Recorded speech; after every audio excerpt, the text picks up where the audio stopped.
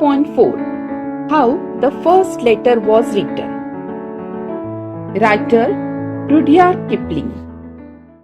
Once upon a most early time was a Neolithic man, and he lived cavily in a cave, and he wore very few clothes, and he couldn't read and he couldn't write, and he was always happy except when he was hungry. His name was Tegumai Bopuslai. His wife's name was Teshumai Tevindro, and they had a little girl daughter whose name was Tafimai Metalumai, and we will call her Taffy.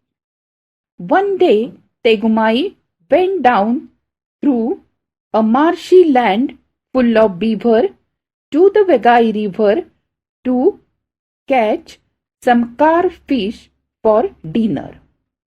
Taffy also went with him. He had a spear to kill the fish.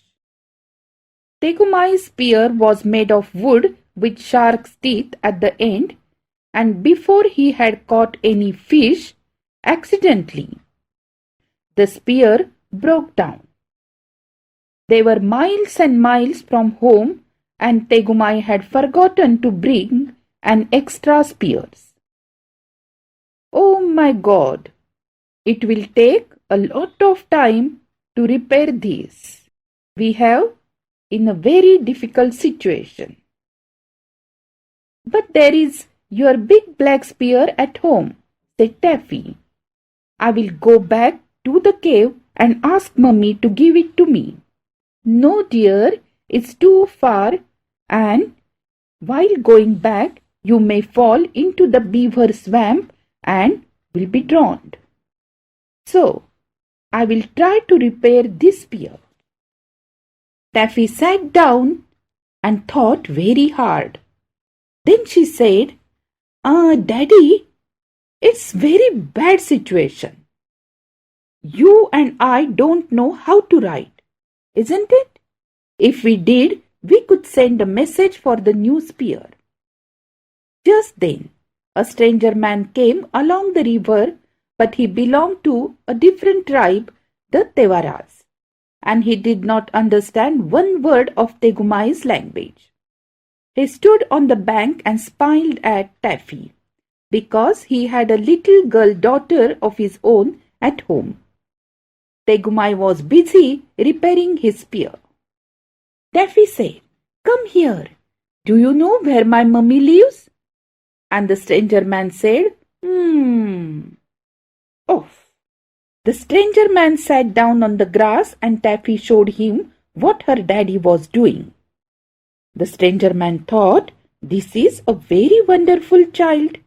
She must be the daughter of that noble chief who is so great that he won't take any notice of me. Now, said Taffy, I want you to go to my mummy because your legs are longer than mine and you won't fall into the beaver swamp. Go and ask for Daddy's other spear, the one with the black handle that hangs over our fireplace. The stranger man thought, This is a very, very wonderful child. She waves her arms and she shouts at me. But I don't understand a word of what she says. But if I don't do what she wants, the chief will be very angry.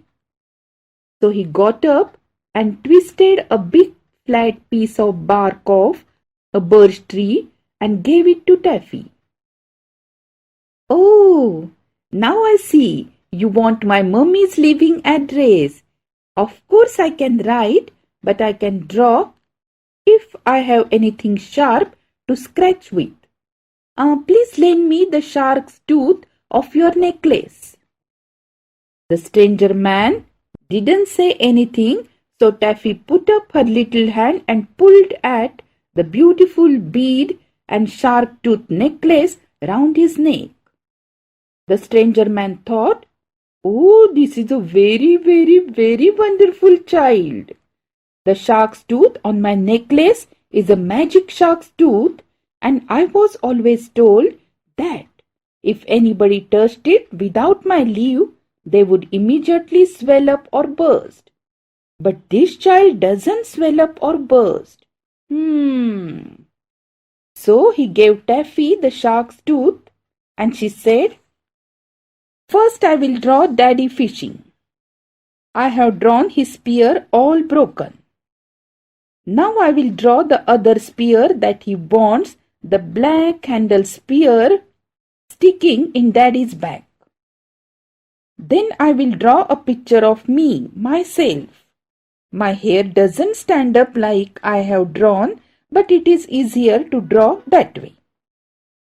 Now I will draw you."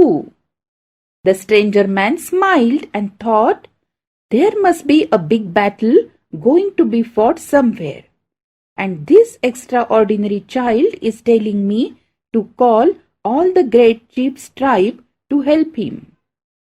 "Oh, look, look," said Taffy. "Now I have drawn you, and I have put the spear that Daddy wants into your hand just to remind you that you are to bring it. Now I shall show you how to find my mummy's living address.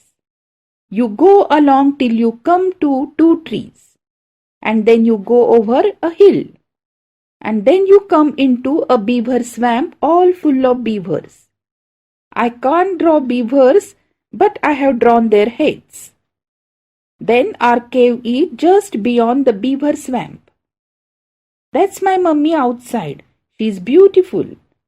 You show this picture to my mummy and she will give spear to you." The stranger man hurried away with the picture and ran for miles. Here, Tegumai already repaired his spear and was carefully waving it to and fro. The stranger man, quite by accident, found Teshumai at the door of her cave talking to some other Neolithic ladies. Taffy was very like Teshumai, so the stranger man smiled politely and handed the beech bark to Teshumai. As soon as Teshumai saw the picture, she screamed like anything and flew at the stranger man. The other Neolithic ladies at once knocked him down and sat on him in a long line of 6 while Teshumai pulled his hair. "He has struck my Tegumai all full of spears and frightened poor Taffy so that her hair stands all on end. And not content with that, he brings me a horrid picture of how it was done. Look! Here is my Tegumai with his arm broken, and here is a spear sticking into his back. Here is a man with a spear ready to throw.